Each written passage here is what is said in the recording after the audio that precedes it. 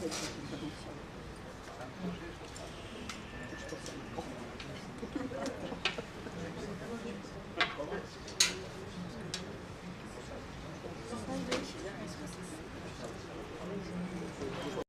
m'entendez, bienvenue dans cette salle des ateliers. On se demande si on ne va pas faire un peu d'itinérance sur les prochains séminaires et vous emmener dans toutes les salles du Safran, comme ça on pourrait explorer les 4500 mètres carrés accessibles au public. Et il n'y a pas que le théâtre, et finalement je pense que cette salle-là est peut-être plus pertinente pour le travail que nous avons à faire collectivement, plus qu'un théâtre où il y a quand même toujours le troisième mur, le quatrième mur pour revenir de. Donc aujourd'hui ça va être une séance un petit peu particulière puisque Norbert et Karine qui sont ici à gauche du Théâtre Inutile vont explorer eux-mêmes de leur point de vue de la musique et des arts plastiques, la question de l'époque et des arts dans l'époque. Et voilà. Et j'espère que d'autres parmi vous ensuite pourront aussi apporter, chercher, creuser, apporter dans leur champ disciplinaire des éléments d'éclairage ou de recherche pour ce qui nous préoccupe aujourd'hui. Et voilà, et moi c'est tout ce que j'ai à dire aujourd'hui et je vais rejoindre là pour pouvoir voir l'écran. Donc je vais disparaître. Non. Bientôt. Je vais bientôt disparaître. Bien. Bonjour. Alors, en fait, aujourd'hui, on va tenter un premier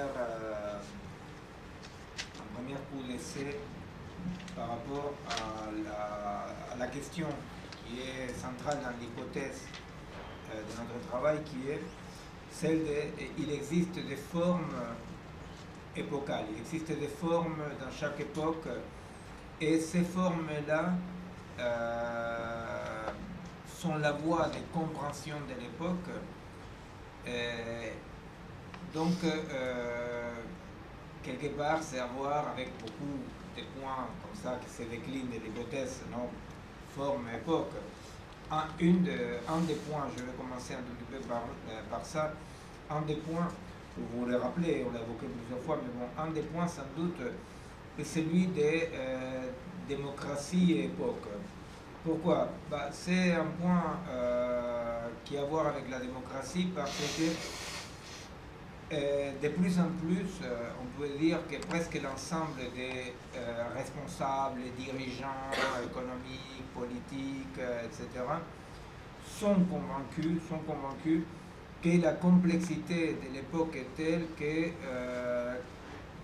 d'une certaine façon, la démocratie reste quand même quelque chose de très formel, parce que les citoyens, les citoyennes n'auraient plus la possibilité d'aller voter en connaissance de cause. C'est-à-dire que la plupart des dirigeants sont convaincus que, par exemple, par rapport aux graves problèmes de l'environnement, l'idée de s'il y a un réchauffement ou il n'y a pas un réchauffement, quelles sont les conséquences, vous voyez, par exemple, des réchauffements possibles. Vous avez eu là que les conseils des experts par rapport au réchauffement est de 2 degrés par rapport à 2020. Et ils disent plus de 2 degrés, on ne sait plus qu'est-ce qui peut arriver. Bon. Or, pour arriver à 2 degrés, il faudrait diminuer certaines... Je n'ai pas les détails là, hein. Vous l'avez lu le rapport comme moi, vous avez peut-être entendu parler, mais il faut réduire par exemple la production industrielle dans certains secteurs de l'économie à 50%. Vous voyez? Alors donc, on peut toujours dire, ouais, bon d'accord, qui va diminuer le premier, vous comprenez? C'est-à-dire, dans cette folie néolibérale, qui va sacrifier une partie de son économie pour dire on va sauver la planète, parce que bien entendu la irrationalité de l'économicisme est telle que celui qui pour des raisons de principe, de survie, etc., tout seul aurait l'initiative de réduire, il perd. Tout ce qui va arriver, c'est qu'il perd, et d'abord il va perdre les élections et les pouvoirs dans son pays, parce que tout simplement, ça serait une sorte de révolution, coup d'État, j'en sais rien. Vous imaginez qu'un chef d'État, un dirigeant politique qui dirait, bon écoutez, il faut diminuer notre production industrielle de 50%, un truc comme ça, bah, tout bêtement, ce qu'il y aurait, c'est, bah, il tomberait les 10 minutes qui suivent. Alors donc, effectivement, par rapport au réchauffement, bon, ça, en parlant simplement du fait qu'on parle d'un réchauffement de 2 degrés. Et ce qu'ils disent, c'est qu'au-delà de 2 degrés, on n'en sait rien qu'est-ce qui peut arriver. Bon, pareillement, par rapport à des problèmes d'une complexité énorme, comme les transgéniques, les problèmes, bon, je sais rien, c'est-à-dire tous les problèmes des nouvelles technologies, les incidences épidémiologiques, bon. Par rapport à toutes ces problématiques-là, et y compris bien entendu la complexité de la macroéconomie, les dirigeants de la planète, les petits et grands dirigeants, sont convaincus qu'il y a une impossibilité pour les citoyens lambda de comprendre ces choses-là. Et alors ils disent effectivement ce qu'il faut, si on est de gauche, on dit, bon, comme Edgar Morin ou Rocard l'ont dit dans leur manifeste des groupes de 10, bon, il faut quand même que des gens honnêtes, alors ça c'est une variable quand même un tout petit peu aléatoire, parce que ça veut dire des scientifiques honnêtes, que les scientifiques honnêtes s'occupent de la chose. Et de l'autre côté, du côté de la droite, ils disent, bon, mais voilà, il ne faut pas qu'ils nous cassent les pieds avec la démocratie et je ne sais pas quoi, parce qu'ils ne comprennent rien, il faut nous laisser gouverner. Alors, l'hypothèse centrale de ces petits laboratoires, effectivement, est de dire, avec des gens des théâtres, des artistes, des gens qui viennent, bon, voilà, la musique, des arts plastiques, etc., de dire peut-être nous voulons explorer une autre possibilité qui est l'hypothèse centrale, qui est de dire, je vous le rappelle, et je le répète plusieurs fois, mais bon voilà, c'est juste comme aujourd'hui on va passer à une sorte de travail pratique, j'ai refait un peu une introduction récapitulative. L'idée c'est de dire non, il existe des formes qui correspondent à des problématiques d'époque. C'est pour ça que jusqu'à aujourd'hui, on a parlé des différentes formes anthropologiques, des différentes crises en Occident qui sont obligées à la société, la culture, les formes de production, des relations humaines à se restructurer de façon différente. Pourquoi? Parce que l'hypothèse est, il existe quand même donc quelque chose qu'on peut appeler des structures, des formes d'une époque, et il n'y a pas besoin de comprendre chaque manifestation de cette question-là pour comprendre l'époque. Alors, quelles sont les manifestations de la question, non? Disons, les socles communs sont 2 ou 3 questions épocales, ce qu'on appelle des questions épocales, et les manifestations, ces questions-là se manifestent culturellement, artistiquement, scientifiquement, psychologiquement, socialement, de façon urbanistique, bon, etc. Donc l'hypothèse est de dire la démocratie est possible si nous pouvons comprendre que l'accès à la compréhension des questions fondamentales de l'époque peut venir par une ou l'autre de ces formes-là, mais qu'il n'y a pas une forme qui soit la voie royale à la compréhension de l'époque. Je dis ça de façon, pour récapituler, s'il y a quelque chose là qui n'est pas très clair ou qui mérite un peu d'éclaircissement, ça serait maintenant le moment, hein, parce qu'aujourd'hui ce qu'on va faire, c'est qu'on va aller du côté des arts plastiques et de la musique à explorer un tout petit peu l'hypothèse, à voir qu'est-ce qui se passe avec ces formes-là et avec les époques. Alors, disons que la pensée irréfléchie ou naïf dirait il y a de la musique et des mouvements musicaux qui changent, ou il y a de la peinture, de la sculpture, voilà. Nous on dit non, la peinture, la sculpture, la musique est une forme de manifestation de ces questions socles, pas de ces questions socles de l'époque. Alors aujourd'hui on va commencer par la musique et les arts plastiques, essayer de voir ces rapports époque, pensée, production, complexité, n'est-ce pas? Disons, l'exemple que j'ai donné au départ de notre séminaire, c'était de dire, bon, par exemple, prenons les cathédrales en Occident, non, les grandes cathédrales, ce que Duby appelle l'époque des cathédrales. Les cathédrales, tout à coup, émergent, comme dit Duby, émergent comme si émergeaient de la terre, quoi. Tout à coup, on se met, vers l'an 1100, 1200, on se met à construire des cathédrales. Ça dure 3 siècles, mettons. Et au bout de ces 3 siècles-là, il y a eu des cathédrales avec des styles divers et variés, dans un rayon géographique limité, mais quand même assez vaste. Et au bout de 3 siècles, 4 siècles maximum, on ne construit plus les cathédrales. Des cathédrales comme celles dont on parle, n'est-ce pas? Alors, l'idée, c'est de dire, cette idée de la construction des cathédrales, d'où provient-elle? De quoi parle-t-elle? N'est-ce pas? Reflet de quelles préoccupations économiques, sociales, culturelles, philosophiques, démographiques, vous voyez, à quoi correspond l'émergence de ces formes-là d'architecture? Et la question de l'accessibilité, la question, disons, de la démocratie, là-dedans, où se trouve?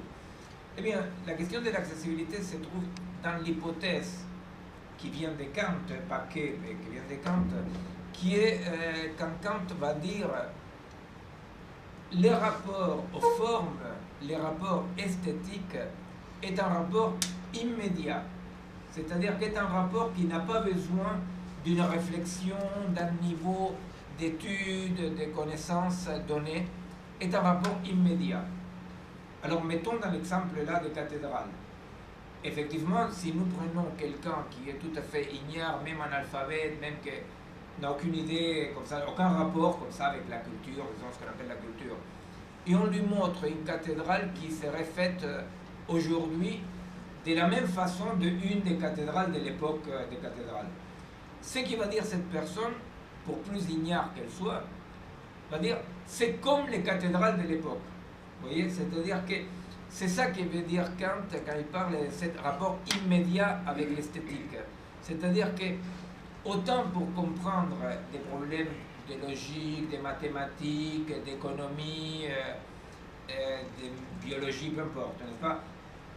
Pour comprendre ces problèmes-là, il faut toute une démarche de pensée qui est tout sauf immédiate, n'est-ce pas? En revanche, les formes esthétiques, elles donnent un accès à une problématique de façon immédiate, non médiée. Vous voyez? Ça, c'est le côté, disons pour le nommer comme ça semble un peu bête, mais bon, c'est le côté démocratique, n'est-ce pas? Pourquoi? Parce qu'effectivement, peut-être, c'est vrai, comme ils disent les dirigeants, les responsables, etc., que comprendre les problèmes climatiques, biologiques, etc., c'est très complexe pour que n'importe qui ait accès. En revanche, si jamais il est vrai que les formes épocales parlent toutes de la même chose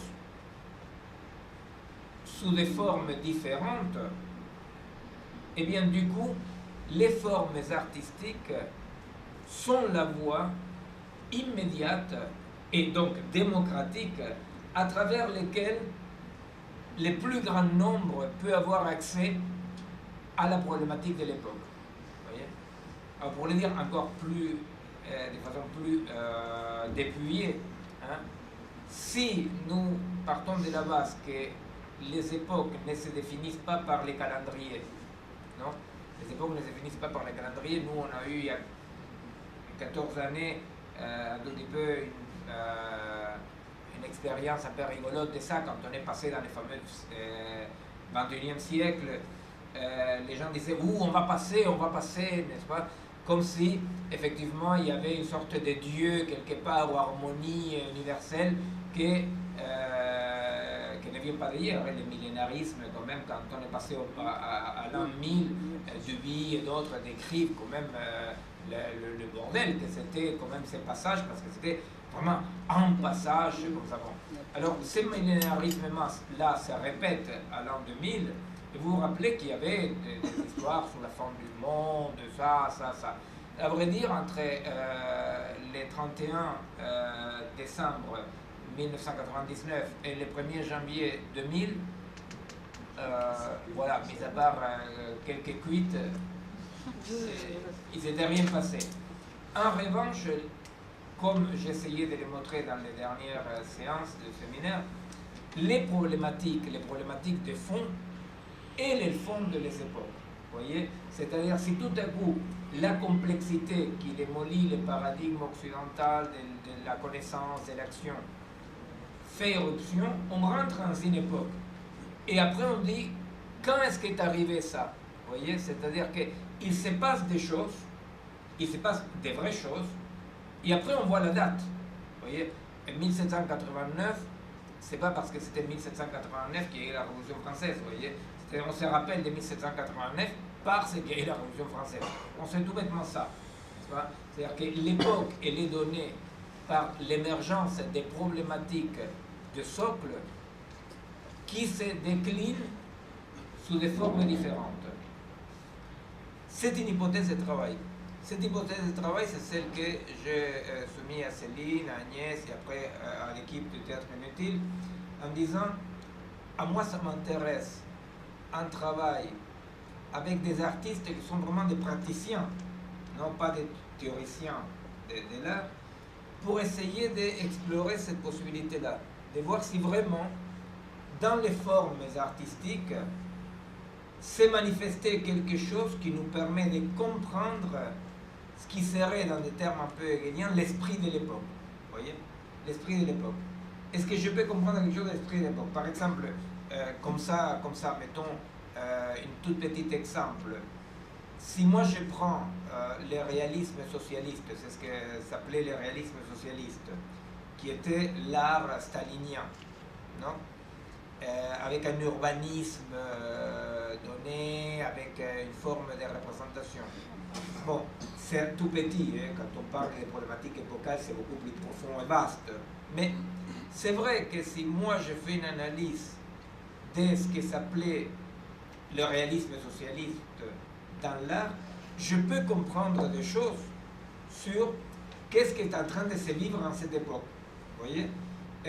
D'ailleurs, par exemple, toute la discussion qu'il y a eu à Cuba à l'époque entre Guevara et les pro-soviétiques, dans lesquels Guevara défendait l'art non figuratif. Vous voyez? Et les autres disaient non, l'art doit être du réalisme socialiste, doit refléter la lutte pour les droits. On pourrait se dire effectivement, mais ils avaient le temps de discuter ce truc-là, quel est l'essence qu'ils discutent art non figuratif et art réalisme socialiste. Eh bien, pour quelqu'un qui aurait été attentif à l'époque, dans cette discussion, tout y était. Vous voyez? C'est jour d'aujourd'hui encore qu'il est très difficile parfois de comprendre les différences qui pouvaient exister entre Castro, les soviétiques, Guevara, vous voyez, les mouvements d'émancipation différents en Amérique latine. Et par exemple, on fait une amalgame, on dit, voilà, il y a eu une expérience communiste en Amérique latine. Bah, à travers cette discussion sur l'art, pictural en plus, c'est une forme d'art seulement, et bien vous avez toute l'information nécessaire pour comprendre pourquoi un mouvement anticommuniste révolutionnaire de gauche s'est formé dans toute l'Amérique latine et qui continue à exister sous d'autres formes, n'est-ce pas, qui était absolument alternatif au communisme soviétique et chinois. Vous voyez? Voilà, c'est tout petit, mais c'est l'idée, pour donner un exemple très pratique et minuscule, de comment effectivement, à travers l'art, il y a quelque chose que, à ne pas douter, donne dans la immédiateté au moins une compréhension à un niveau de base. Vous voyez? Bon, l'autre exemple, après je vais un peu plus expliquer ce que vont faire Karine et Norbert, et on va passer là. L'autre exemple, c'est l'autre jour dans un travail qu'on fait dans un quartier risorangiste de la banlieue de Paris, ou peu importe. Quelqu'un, en parlant de ces formes épocales, en essayant de comprendre plus la question sociale, disait, mais par exemple, quelqu'un qui fait de hip-hop, qu'est-ce qu'il sait de la société, n'est-ce pas? L'hip-hop, voilà, un mouvement qui émerge à un moment donné, on se met à danser d'une certaine façon, n'est-ce pas? Il émerge, il a influencé après coup la danse culte, disons comme ça, n'est-ce pas? Après coup, on a vu dans des compagnies, des chorégraphes qui avaient pignon sur rue, vraiment des créateurs, qui ont été influencés par ça. Mais il y a 30 ans, quand émergent les premiers mouvements hip-hop, c'est quelque chose d'archi populaire, non? Et alors, qu'est-ce qu'il comprend? C'est archi chiant, et vous m'entendez, non, sur le micro, non? Qu'est-ce qu'il comprend un jeune qui, moi dans ma tête, je connais mal le truc, mais je me souviens toujours les fameux clips que tout le monde a dû voir, même les plus jeunes, de Michael Jackson, au cimetière, les endroits, voilà. Et je parle de ça parce que c'est les seuls que je me souviens dans ma tête, mais enfin, il doit y avoir d'autres certainement. Et qu'est-ce qu'il comprenait, à quoi il avait accès, vous voyez? N'importe quelle personne qui avait accès à ces formes-là de hip-hop. Ben, il avait accès à quelque chose, à une donnée fondamentale que peut-être des universitaires, des chercheurs, des philosophes qui étaient encore dans un humanisme plus classique n'épigeaient pas. C'était l'artefactualisation du vivant, vous voyez? C'était quand même le fait que tous les travaux de déconstruction du vivant comme une unité, l'articulation du vivant à l'artefact, un idéal narcissique donc esthétique, c'est artefactualiser, vous voyez, de devenir robot, hein, commencer à émerger. Alors effectivement, là on est, il y a deux niveaux. Un, c'est le niveau, mettons, l'éducateur, les professeurs, comme ça, qui fonctionnent dans un idéal, encore dans un paradigme, pour dire comme ça, humaniste. Ils pensent que l'homme, dans son intériorité, pas mécanique, pense, vous voyez, c'est-à-dire un peu cartésiennement, pense que, voilà, il y a le non mécanique dans la tête de l'homme. De l'autre côté, il y a celui qui, sans aucune réflexion, commence à fonctionner d'une façon mécanique, commence à adhérer à une forme mécanique, n'est-ce pas? Eh bien, entre les deux, il y en a un qui a une compréhension qui est anachronique, qui commence à devenir anachronique par rapport à l'époque. L'autre, il participe à une époque sans trop se poser la question. L'idée, c'est effectivement de se dire,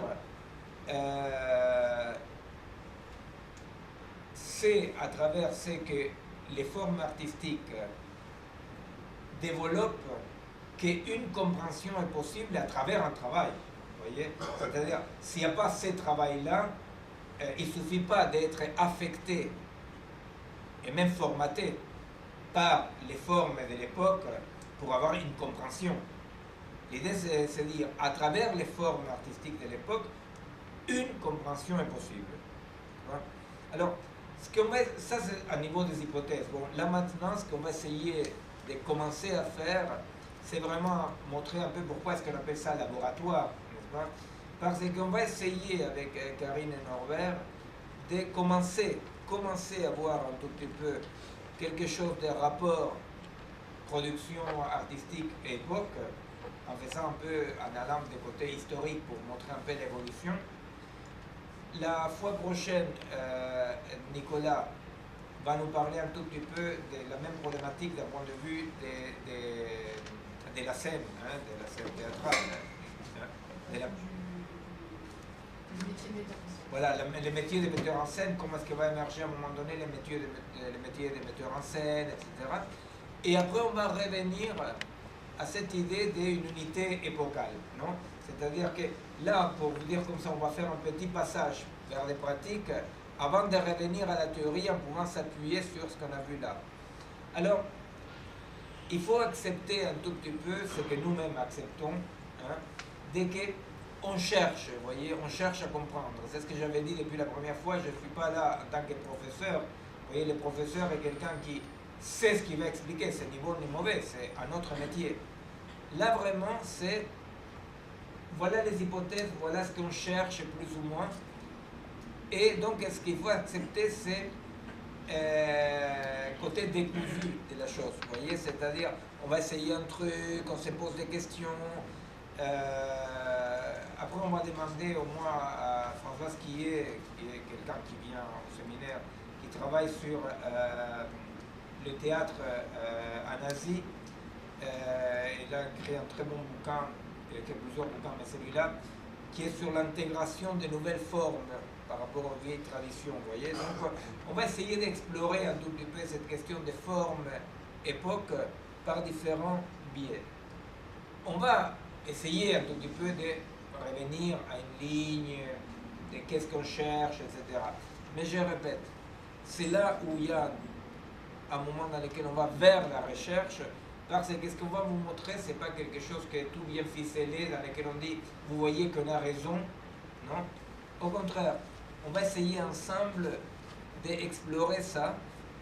Et aujourd'hui, bon voilà, ce n'est que le début. Alors la séance d'aujourd'hui, on voudrait la faire la plus dialoguée possible. C'est vrai que la salle, elle est moche, mais elle a un avantage par rapport à l'autre, c'est que ça permet un peu plus, peut-être, qu'on se pose des questions. Hein. Mais bon, comme Nicolas ne va pas répéter tout le temps, on va revenir la prochaine fois au théâtre, on ne se posera plus aucune question. Alors donc, Karine. Bonjour. Enchantée.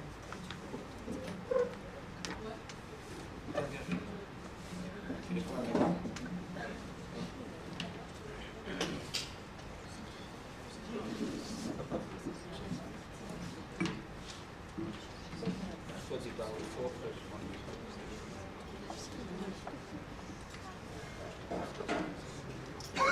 Vous m'entendez?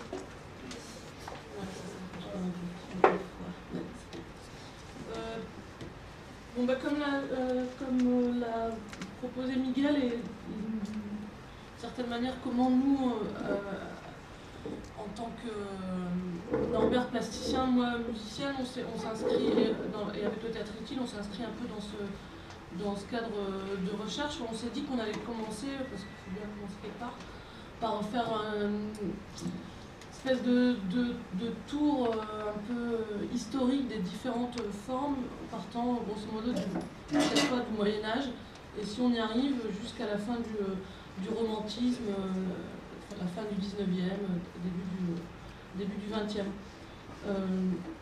Donc l'idée c'est que voilà, qu'on observe un peu les différentes formes, le Moyen-Âge, Renaissance, baroque, classique, romantisme. Et du coup, moi, en tant que musicienne et compositeur, en faisant cette petite recherche, j'ai commencé à poser un peu les questions qu'on ne se pose pas forcément quand on est dans une pratique, quand on est en train de faire ce qu'on fait, quoi, c'est moins de la musique. Donc, avec cette question fondamentale qui est pourquoi composer de la musique. Et avec les questions qui suivent, et où je pense que, suivant les époques, on va les retrouver, c'est-à-dire qu'on fait de la musique, effectivement, mais aussi pour qui, avec qui et avec quoi. Avec quoi, je pense, avec quels médias notamment, ou quels artefacts.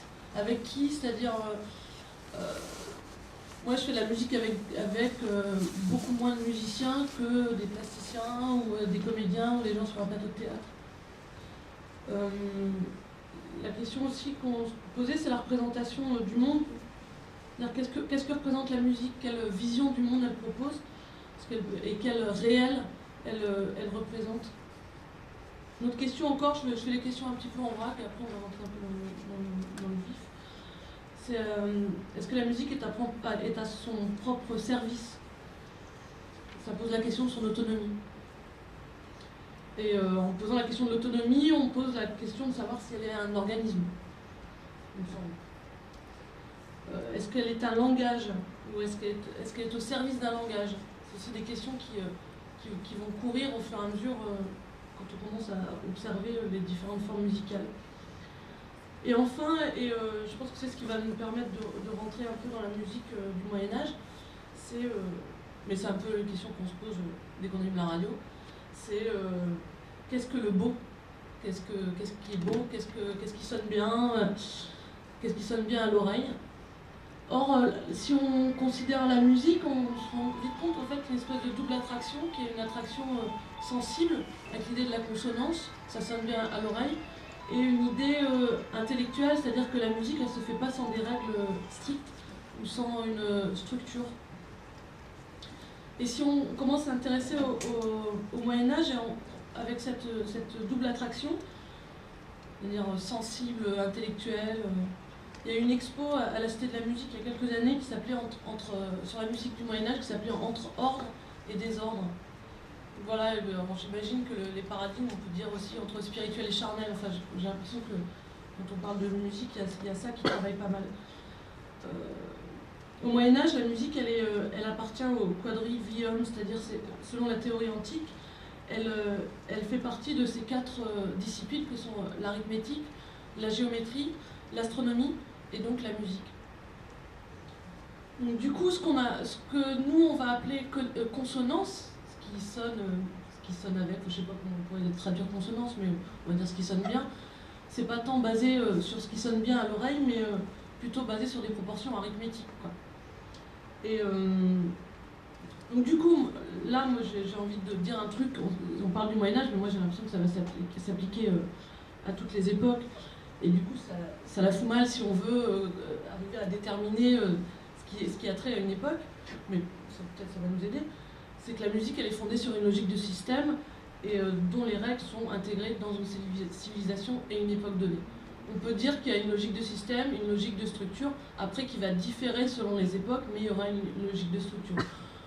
En vrac, la musique modale au Moyen-Âge, la musique, on reviendra dessus, hein, la musique tonale pendant la période classique, tout ce qui s'est construit avec le nombre d'or ou la suite de Fibonacci, avec la musique baroque et notamment Jean-Sébastien Bach. Et après, au XXe siècle, voilà, le sérialisme, le dodécaphonisme, ces trucs très drôles avec lesquels les compositeurs se sont beaucoup amusés. Voilà, donc on va dire, au Moyen-Âge, la musique a une capacité propre de rendre le nombre perceptible par l'essence. On est vraiment dans le domaine du savoir. Et qu'est-ce qui caractériserait la musique au Moyen-Âge? Il y a 3 choses, j'imagine qu'il y en a énormément d'autres, mais moi je ne suis pas médiéviste, et au guise de mes lectures, je me suis dit que c'était sûrement 3 choses très importantes.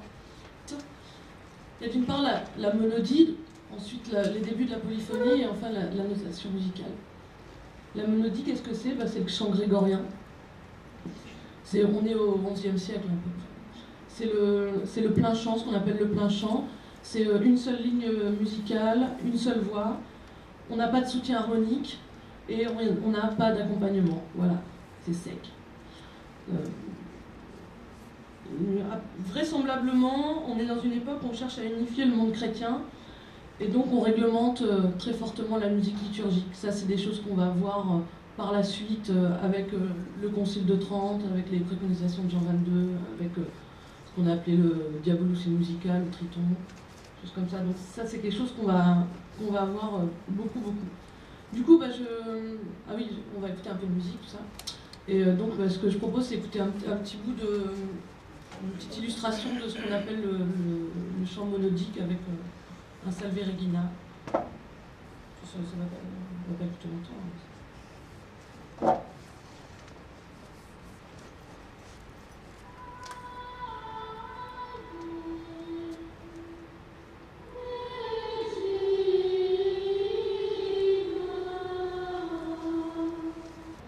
Bon, je suis désolée, on va pas écouter le morceau entier, qui dure 1h30. Non mais pour que vous écoutiez, vous entendiez, la musique au Moyen-Âge qui est une musique vocale, essentiellement de la musique liturgique, et on a une seule ligne musicale, une seule voix. On est vraiment le style monodique avec des petites inflexions. Quand on parlera de la notation musicale, on verra un peu comment ça se décline avec l'écriture pneumatique, on verra tout ça. Dans la monodie, on a grosso modo 2 styles, un style récitatif, on a une seule note avec des inflexions ascendantes ou descendantes, et on a des compositions libres. qui se décline soit dans un style syllabique, on a une note par syllabe, ce qui n'est pas tout à fait le cas ici. On a un style neumatique, on a une ornementation avec des neumes, c'est-à-dire des petites inflexions vocales, ce qui est plus vrai ici. Et on a un style qu'on appelle mélismatique, qui vient de mélos, qui veut dire air, où on a plusieurs notes par syllabe. Donc on a quand même des micro-variations, mais on reste quand même dans une espèce d'unité. Ce qui est très important au Moyen-Âge aussi, c'est le début de la polyphonie. Qu'est-ce que c'est la polyphonie? C'est tout simplement le moyen de faire entendre des sons simultanés. Avec au début comme fonction d'embellir la liturgie. Donc, ce qu'on appelle l'organum, qui est soit parallèle, qui serait parallèle avec une voix principale, qui serait par exemple cette voix qu'on entend, et une voix organale, qui serait une voix en parallèle, et avec une autre ligne mélodique. Je vous fais écouter un autre Salve Regina, où on est plus là dans une idée de la polyphonie, la polyphonie, excusez-moi.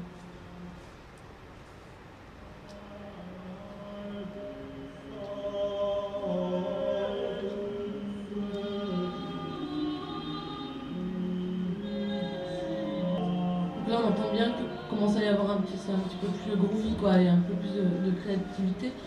À noter dans les différentes formes qu'on peut avoir au Moyen-Âge, par exemple une forme qui s'appelle le conduit, ce sont des poèmes latins qui sont mis en musique, où on n'a pas une appartenance à la liturgie officielle, mais avec un but moralisateur ou satirique, plutôt lié à des événements politiques, à des morts, aux croisades, au couronnement.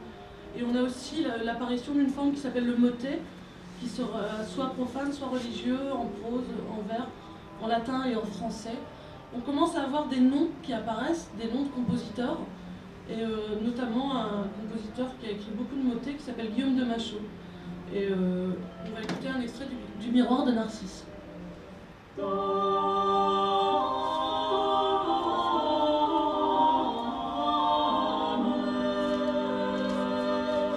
Bon là, en 10 minutes, on a fait un peu 3-4 siècles, quoi, donc on est vraiment... On approche du 15e siècle, quoi, parce qu'avec la polyphonie, en fait, on a vraiment la naissance de l'ars nova, avec lequel la musique profane s'invite dans la liturgie, quoi, par rapport à l'ars antica qu'on pouvait avoir auparavant. C'est aussi l'avènement des troubadours, c'est l'époque de Chrétien de Troyes, c'est les trouvères, c'est les chansons de gestes, c'est la chanson de Roland. Et coexistent vraiment des chants profanes en latin et la poésie liturgique. C'est l'époque d'un morceau que tout le monde connaît, on connaît tous le Carmina Burana, on connaît le Carmina Burana de Karl Orff qui date du XXe siècle. Le Carmina Burana, c'est une très vieille, c'est vraiment un chant d'amour qui date du XIIIe siècle. J'ai retrouvé l'original. Un enregistrement d'époque, ça grésille un peu.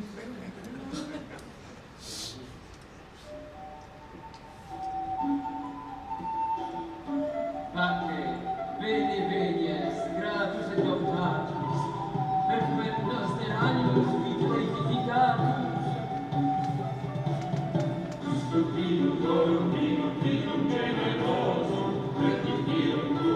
Donc voilà, c'est un extrait du Carmina Burana.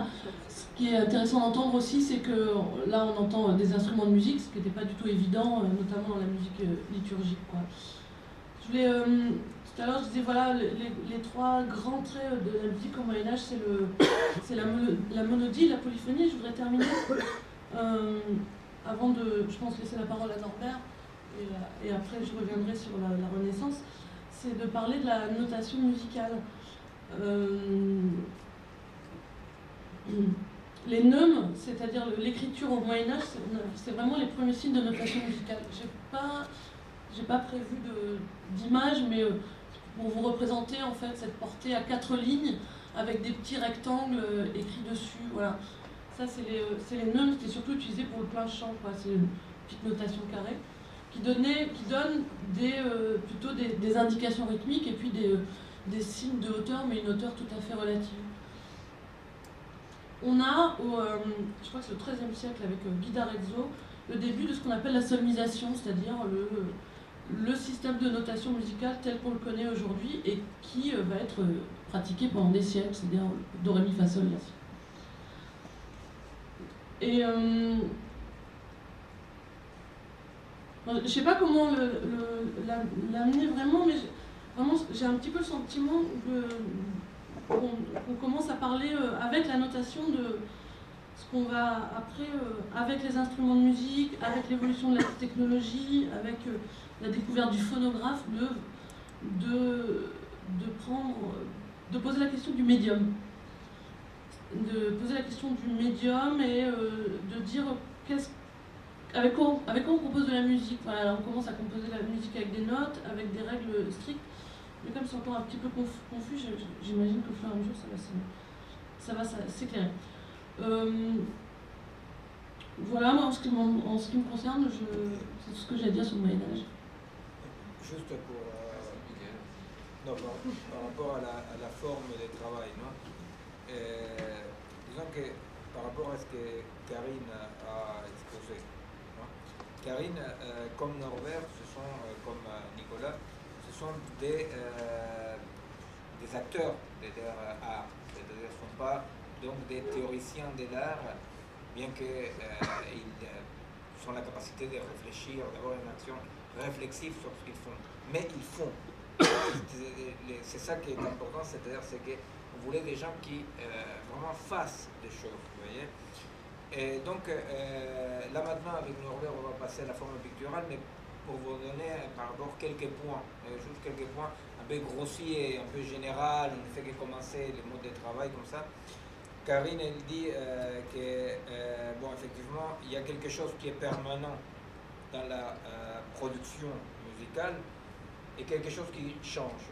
Et ben, là, dans ce que Karine constate en tant que praticienne, non, de la musique, effectivement, en tant que compositeur, c'est effectivement, voilà, c'est un tout petit peu ça ce qui est notre question. Qu'est-ce qui peut être l'ordre d'une permanence dans ces changements-là, et à quoi ça correspond, hein, à quoi ça correspond. Alors, la question qu'on va se poser aussi, effectivement, c'est est-ce que l'essence de la musique ou de la peinture est musicale ou pas? Vous voyez? C'est-à-dire, si l'essence de la musique est musicale, ça veut dire quelque chose. Ou peut-être l'essence de la musique est en rapport avec, ce qu'on pourrait dire, l'essence de l'époque. N'est-ce pas? C'est ce qu'on essaye de voir, c'est juste pour souligner un tout petit peu, profiter des premiers pas pratiques pour souligner ça, non? Et alors, là, hein, juste comme ça, dans ces parcours que commence à faire Karine et qui continue Norbert, effectivement, on a à interroger d'une façon un peu caricaturale au départ, n'est-ce pas, et après, en essayant d'affiner, de ce monde qui est le monde, c'est très drôle. Je ne sais pas si vous avez vu les cartes du monde de l'époque. Les cartes du monde de l'époque, c'est une sorte d'embryon autour de la Méditerranée. Non? Il y a des terres autour de la Méditerranée comme ça, qui ont la forme comme ça d'un embryon. C'est le monde. Non, c'est le monde. Et dans ces mondes-là, il y a quand même un effort d'unification qui commence effectivement vers l'an 1000-1100, juste un moment dans lequel il y a émergence d'une multiplicité. Hein? C'est-à-dire que ces mondes immuables, ces mondes qui ne changent pas, ces mondes comme ça, à vrai dire, commencent à bouger. Et c'est quand ces mondes-là commencent à bouger, hein, c'est Abélard, Héloïse, c'est quand même le début du nominalisme, c'est le début des hérésies, hein, les hérésies qu'il fallait quand même mater, etc., jusqu'à arriver à la Renaissance avec la Réforme. Hein. Donc c'est à ce moment-là où le monde qui ne bouge pas, le monde des textes, comme ce que je vous disais la dernière fois, hein, de la misère humaine, hein, pour rappeler à l'homme, c'est que toujours on a dû rappeler aux hommes. Hein, Prométhée, n'est-ce pas, la tour de Babel, on est des misérables, et on ne doit surtout pas vouloir nous hisser jusqu'au point de la divinité. Alors, la question, mais comme ça, c'est très caricatural, c'est juste pour un tout petit peu voir qu'est-ce que, de façon déjà grosso modo, ce que je cherche. est-ce que dans l'évolution que Karine a montrée, et sans forcer les traits, il n'y a pas besoin de trouver à tout prix, mais est-ce qu'on peut un tout petit peu commencer à imaginer comment ça parle d'un monde immuable, hein, vers l'introduction dans cette musique d'un monde où l'homme commence à râler, hein, commence à nouveau à devenir prométhéen, hein, c'est-à-dire commence à nouveau à dire on est là, n'est-ce pas? C'est juste pour un tout petit peu d'une façon grossière, parce que ce sont là des lieux communs, hein, c'est-à-dire l'immobilité, qui n'est pas vraiment une immobilité, mais c'est une mobilité d'après un ordre préétabli et qui doit se continuer, n'est-ce pas? Vers, comme ça, une idée de comment s'émerger peut-être la tangente. Alors, juste un point, hein, quand Karine, en tant que compositeur, hein, c'est-à-dire en plus, bon, ça serait très bien quand on arrive à la musique actuelle, hein, d'écouter ce qu'elle compose, hein, effectivement, puisqu'on a la chance d'avoir des compositeurs, des artistes, de voir qu'est-ce qu'ils font. Eh bien, quand même, quand Karine dit, mais pourquoi est-ce qu'on compose? Pourquoi est-ce qu'on peint? Pourquoi est-ce qu'on écrit, l'écrivain? Et effectivement, c'est là où se pose la question à laquelle Nietzsche, hein, va répondre, parmi d'autres, mais Nietzsche le dit très très clairement, hein, quand il dit, mais voilà, c'est-à-dire, ce qu'on fait, c'est ce qui se donne à faire, quoi. Hein, c'est-à-dire, le compositeur est quelqu'un qui est happé par l'époque et happé par les problématiques de l'époque. Et là, c'est les points, effectivement, qu'on vise comme ça. C'est-à-dire, qu'est-ce qu'est un individu qui compose, qui s'adonne à une lutte d'émancipation, qui peint, vous voyez, qu'est-ce que c'est cet individu-là? La psychologie moderne essaye de trouver les raisons des actes dans celui qui occupe la place centrale, la personne, non? Alors, voilà, c'est comme les bouquins dont je parle souvent, parce que c'est comme une sorte de gifle pour tout d'Argentan, une psychanalyste qui a écrit un bouquin qui explique en 150 pages l'œuvre de Borges, hein, de Georges Louis Borges, dit en français, et en 150 pages, il explique le pourquoi et comment de l'œuvre de Borges psychologiquement. Vous voyez? Donc on va chercher. Et là, c'est cette articulation dans laquelle on voit, dans l'hypothèse de Nietzsche, qui est la nôtre à la fois, hein, qu'un individu, à vrai dire, quand il se laisse happer par une combinatoire, que soit philosophique, poétique, artistique, n'est-ce pas, historique, se laisse happer. Quand l'individu se laisse happer, il y a une frontière, un passage non réversible dans lequel ce qu'il va faire ne s'explique plus par la personne qu'il est. Vous comprenez? C'est-à-dire, il y a ces points-là, hein, pour tout praticien de l'art ou de la recherche ou de l'engagement peut-être, où effectivement le agir, quand il trouve l'époque, il y a quelque chose qui ne s'explique pas. Vous voyez, c'est-à-dire on ne peut pas revenir en arrière. Et bien entendu, mais ça c'est bon, un petit détail clinicien, mais ce n'est pas négligeable, quelqu'un qui refuse ces appels de l'époque, qui refuse d'être happé. Hein? Refuser d'être happé, ça signifie refuser de s'occuper des problèmes de l'époque, n'est-ce pas? C'est-à-dire, je sais pas. Celui qui refuse d'être happé, c'est pas parce qu'il refuse d'être happé qu'il va vivre une vraie vie personnelle.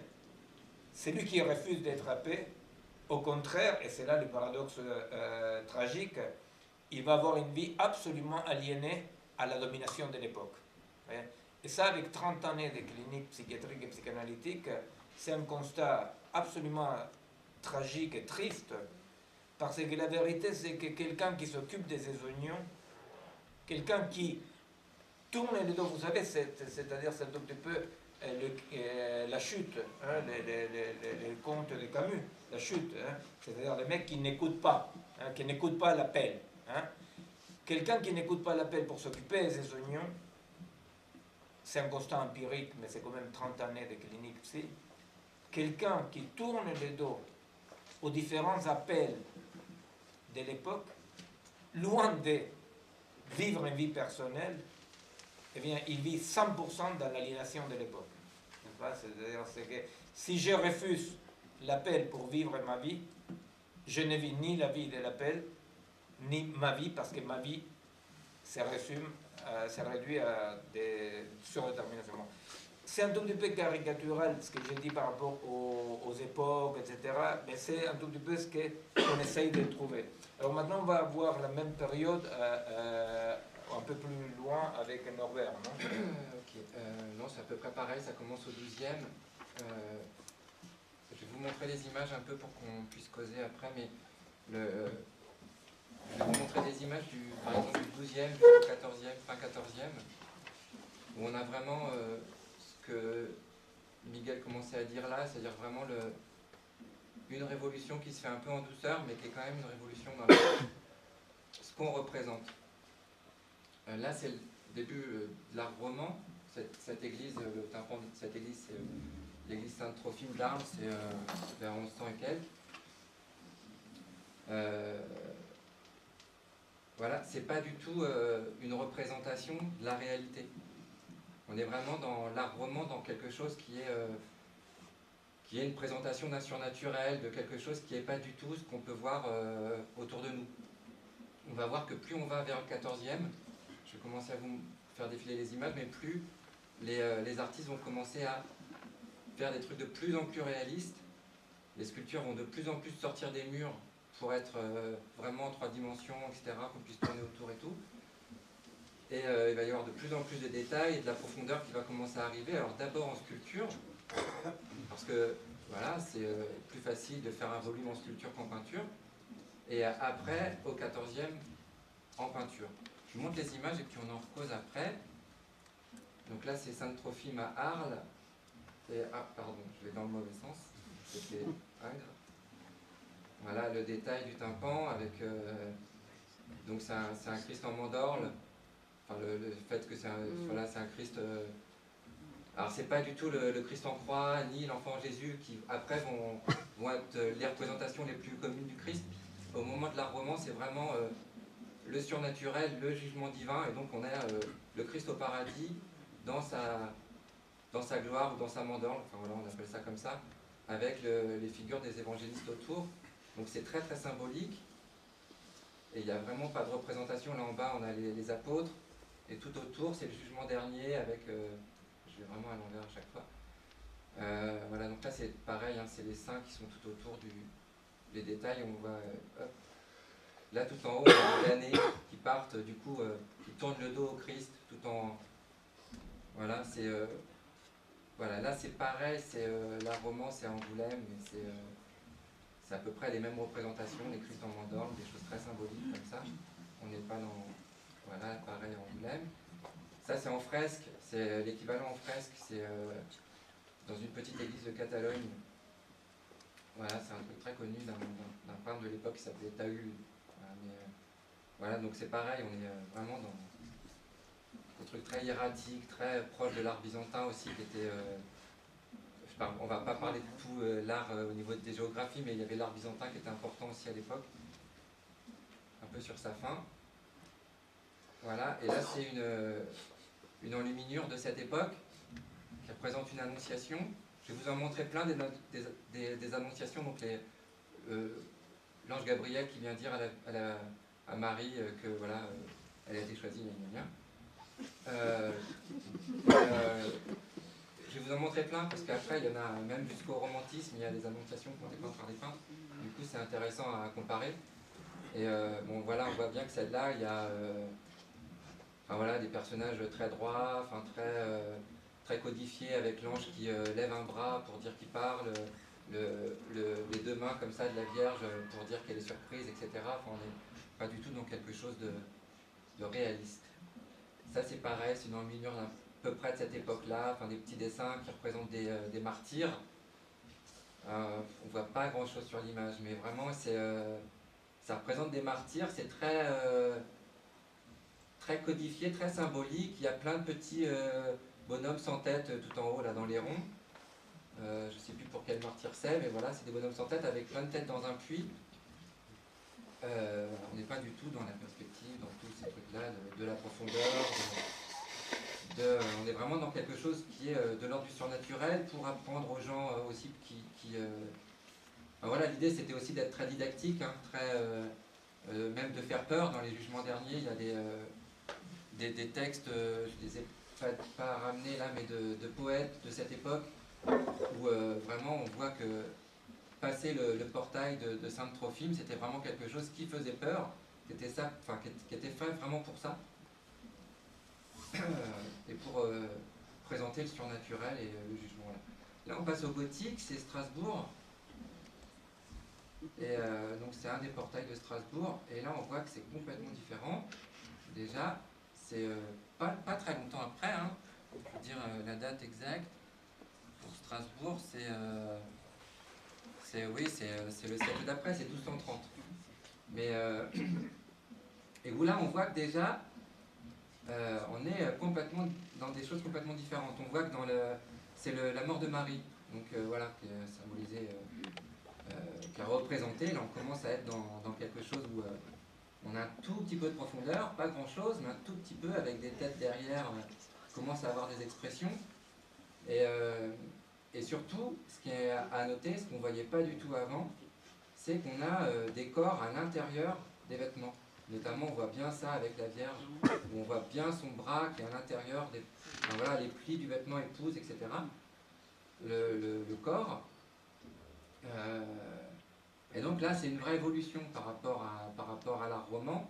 On a vraiment les artistes, à partir de ce moment-là, donc il y a la cathédrale de Reims qui se construit un moment, et Amiens, c'est à peu près la même période aussi, vont aller d'invention en invention pour essayer d'aller vers une représentation plus réaliste.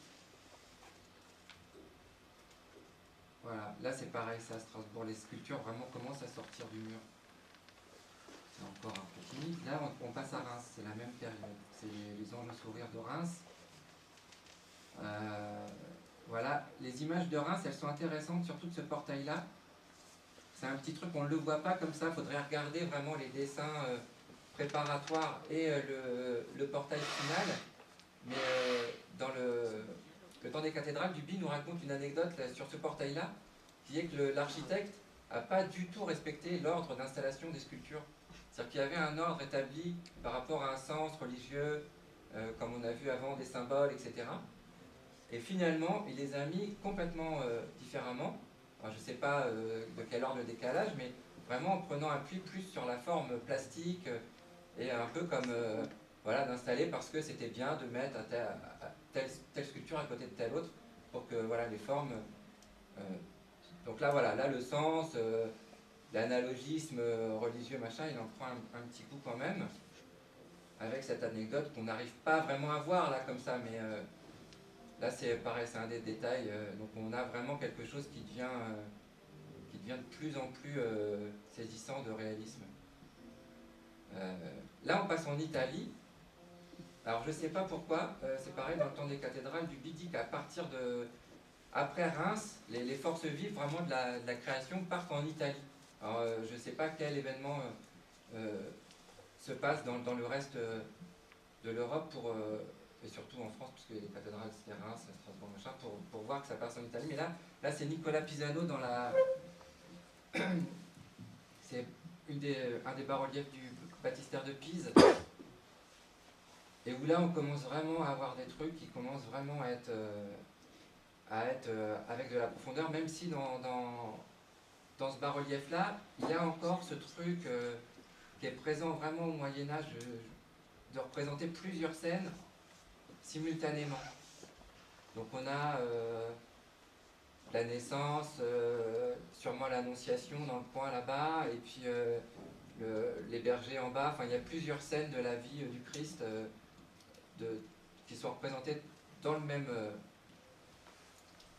dans le même bas-relief, mais on voit que c'est assez saisissant. Il y a même dans le petit coin là-bas une des chèvres ou qui se gratte la tête. Enfin vraiment on est dans des trucs très qui s'approchent vraiment d'un réalisme. Il y a plusieurs œuvres, je vais à l'envers, de Pisano. Après ça je sais plus, je pourrais vous dire ce que c'est, mais j'ai pas faut que je regarde les notes en même temps. Je ne sais pas si c'est très intéressant de dire exactement où c'est. Si vous voulez savoir, vous me demandez. mais c'est Pisano aussi, et voilà, c'est des bas-reliefs où là on a vraiment une impression de profondeur, on a vraiment une impression d'espace qui commence à arriver avec plein d'animaux derrière, etc. Et dans le détail de la scène d'avant, on a des choses comme ça, avec même des personnages qui commencent, enfin voilà, des visages qui commencent à être différents vraiment. Et là on passe à Giotto. Giotto c'est quand même assez longtemps après Pisano, mais c'est le peintre qui va amener ce que Pisano avait amené vraiment dans le bas-relief en peinture. Et où là, vraiment, voilà, c'est, je vais vous dire quand même où c'est, ça c'est Giotto, c'est à Padoue, dans une église de Padoue, il a fait toutes les fresques de l'église, et où on a vraiment dans les plis des vêtements, des ombres qui commencent à être là très précises, enfin on est très loin des illustrations de tout à l'heure. Une impression d'espace, des personnages qui sont à l'arrière-plan, on voit bien qu'il y a d'espace entre chaque personnage. Et là, je vous en montre plusieurs après. Vraiment des expressions dans les visages aussi qui commencent à être là, très importantes. Là, c'est enfin, voilà, toujours le baptême du Christ, c'est des scènes de la vie du Christ. Hein. Bon, je vais à l'envers, voilà. Ah, pourquoi j'ai allé là deux fois, c'est pas grave. Voilà, c'est pareil, c'est Giotto. Il y a vraiment de la perspective comme ça, avec des représentations derrière, des personnages derrière les autres, les uns derrière les autres. Hop. Là, vraiment une construction vraiment en perspective de dessin, etc. C'est vraiment, là, avec Giotto, on commence vraiment quelque chose qui va être, je pense, évident dans la peinture, au moins jusqu'à Manet et la postmodernité, c'est vraiment la représentation de quelque chose qui est un peu comme on est devant une vignette, devant une scène de théâtre ou quelque chose comme ça. Enfin, c'est une représentation. Alors après, est-ce que ça sera la réalité ou quelque chose de plus irréel parce qu'il y aura plein de codes, etc. Ça, on verra ça après. Mais on commence à être dans des représentations, là où avant on était peut-être plus dans des présentations de quelque chose de surnaturel. Voilà, et peut-être je m'arrête là, c'est pas... Enfin non, je peux continuer. C'est la même période, c'est dans la pré-Renaissance qui est de l'école de Sienne, mais c'est pareil. Là on a une annonciation, donc c'est la deuxième que je vous montre, si je compte pas celle où on aperçoit l'annonciation chez Pisano, et où là, donc c'est la même période que Giotto, c'est à Sienne, c'est je crois Lorenzetti, mais enfin je vous dirai, j'ai mes notes à côté, et où là, donc on a toujours le fond d'or qui vient de Byzance et des annonciations, enfin des représentations, de beaucoup de représentations moyenâgeuses. Mais on a quand même un peu de perspective avec le lys qu'on trouve souvent dans les représentations des annonciations, qui est complètement derrière la Vierge et l'ange. On voit bien qu'il est derrière, sur le sol, qu'il y a un sol qui commence à être un sol réel. Voilà, et pareil à la même période. Alors ça, on a vraiment... Ouais, c'est Lorenzetti aussi. Non, avant c'était Simone Martini, là c'est Lorenzetti, mais c'est la même école, c'est à Sienne aussi, où là on voit bien qu'il y a tout l'intérieur de l'église qui est représenté. Je sais pas ce que c'est ça par contre, mais bon, c'est pas très très grave. Mais en tout cas l'image est assez saisissante, on voit bien qu'il y a... Oui. C'est la présentation de Jésus. D'accord, oui c'est ça, bravo. N'hésitez pas à dire, parce que voilà, j'ai une note à côté, du coup je suis un peu en... J'ai un strabisme qui... voilà, et alors là je vous montre le palais de Sienne, mais c'est juste pour vous montrer ça, c'est la même période aussi. Et c'est assez saisissant ces trucs-là, parce que là on est vraiment dans quelque chose qui n'est pas du tout religieux. C'est dans le palais communal de Sienne, donc Sienne était à l'époque une des républiques autonomes de toute l'Italie, qui était composée de plein de républiques, de plein de mini-royaumes, de plein de tout ça. Et là on a une fresque dans le palais communal qui est faite donc par Lorenzetti aussi, et c'est où on a ça s'appelle les effets du bon ou du mauvais gouvernement, et où on a des choses qu'on va retrouver après un peu plus tard chez les Limbourg dans leur...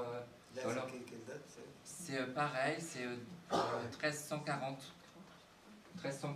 quelque chose comme ça, et où on a vraiment la représentation de la ville avec et des alentours, vous allez voir dans les trucs, voilà. Ça s'appelle les effets du bon ou du mauvais gouvernement. Alors j'en montre quelques-unes, mais voilà, où on a une représentation même des alentours de la ville, avec des personnages, ça c'est les Limbourg après, mais c'est bien plus tard, donc je vais m'arrêter là. Des personnages qui commencent à avoir des identités particulières, des choses qui se racontent, etc. Voilà. Après, c'est ce que je disais, voilà, c'est les enluminures des Limbourg, mais c'est bien plus tard, et c'est dans le royaume de Bourgogne, enfin, pas le royaume de Bourgogne, mais c'est un grand duché, duché de Bourgogne. Peut-être que je m'arrête là, parce que là, ça commence un peu la Renaissance, même si on commence, enfin ça c'est encore le gothique international, mais en Italie, il y a la Renaissance après, bon. Oui, il vaut mieux aller par là. Voilà. Donc, juste comme ça pour voir comment est-ce qu'on peut... bon, là, par rapport à ce que j'avais présenté en suivant les travaux des Descola, on dit que les Moyen-Âge jusqu'à la Renaissance en Europe, la forme d'organisation sociale, culturelle, la forme, c'est ce qui structure la vie, et autour de ce que Descola appelle l'analogisme. Il n'y a pas que Descola, hein, c'est-à-dire c'est quand même quelque chose une catégorie générale dans l'anthropologie. Hein. Alors l'analogisme veut dire quoi? L'analogisme veut dire que du plus individuel au plus général, jusqu'à l'ordre de l'univers, il y a une structure isomorphe, hein, c'est-à-dire ça a la même forme, la structure, bien que les éléments qui composent cet ensemble sont très disparates, avec des formes différentes, avec des compositions et des qualités différentes. Mais c'est ce que quand on montrait quelques... vous vous rappelez bon, la fois qu'on montrait les différentes ontologies, et qu'on montrait l'analogisme, on montrait des œuvres du Moyen-Âge et aussi des œuvres bouddhistes, vous vous rappelez, dans lesquelles aussi on voit, donc dans l'analogisme, il y a cette hypothèse très très forte de que ce qui va me constituer, tout à l'heure on lisait, je ne sais pas si ça vaut la peine de lire les textes de, bon c'est un peu longué, non? Un texte, ce qui constitue l'individu, la forme de l'individu, correspond effectivement à la forme de la cité. La forme de la cité correspond à la forme de l'univers. Et dans l'analogisme, effectivement, l'idée est de dire, vous analysez la forme qui vous soit la plus évidente. Hein? C'est-à-dire, si vous regardez la cité, par exemple, là, dans cette œuvre qui montre les bons et les mauvais gouvernements, n'est-ce pas? Un médecin de l'époque, il peut prendre ça comme une structure de compréhension du fonctionnement du corps humain. Vous voyez? C'est-à-dire que ce qui est le mauvais gouvernement de la cité correspondra au processus morbide, pathologique, les mauvaises habitudes, etc. Et le bon gouvernement va correspondre à la santé, etc. Mais vous voyez, c'est-à-dire avec la même structure qui prend des formes différentes qui vont de l'individu, avec ses organes, ses tissus, à la cité et à l'univers. Au cœur de l'analogisme, on peut revenir, Norbert après nous montre, au cœur de l'analogisme, de l'art analogique, qui correspond à une culture, à une société analogique, au cœur, au centre, il y a toujours des symboles, n'est-ce pas? Vous connaissez les symboles typiques de cette peinture-là, qui renvoient quand même à un vide. Vous voyez? C'est-à-dire que c'est quelque chose qui est très clairement exprimé dans le taoïsme. Hein? Vous savez, c'est-à-dire les taots véritables, les taots qui ne peuvent pas être dits, ne peuvent pas être vus, mais il est condition du visible et condition de l'existant. C'est, dans une tradition plus occidentale, le néoplatonisme va dire c'est le non-être hein, qui nomme l'un, hein, qui est l'ineffable, qui est source de tout ce qui existe et structuré autour de lui. Alors je vous rappelle que quand on avait vu là quelques œuvres bouddhistes, on voyait bien comment il y a toute une construction autour et au cœur il y a soit un vide, soit un Bouddha. N'est-ce pas? C'est-à-dire que l'analogisme est un monde immuable avec une circulation, bien entendu une circulation permanente, avec des ruptures de cette immuabilité, mais comme un accident qu'il faut revenir en arrière. Hein. Et ces mondes-là est le monde qui, d'un point de vue artistique, correspond au chant grégorien qui nous présentait Karine, et aux premières cathédrales, hein, dans lesquelles, effectivement, il est important de quoi? Et là, c'est la question. Hein. La question est, qu'est-ce qu'il veut dire? Est-ce que les cathédrales, l'art, la musique veut dire d'une façon pédagogique quelque chose? Ou est-ce que ce sont des explorations pratiques qui ne représentent pas le monde, mais qui participent à la production de ces mondes-là? Vous voyez?